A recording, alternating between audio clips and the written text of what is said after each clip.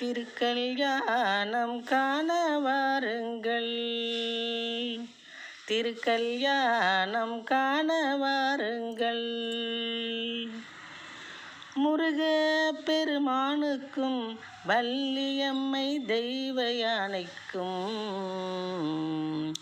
முருக பெருமானுக்கும் வள்ளியம்மை தெய்வ யானைக்கும் திருக்கல்யாணம் காண வாருங்கள்.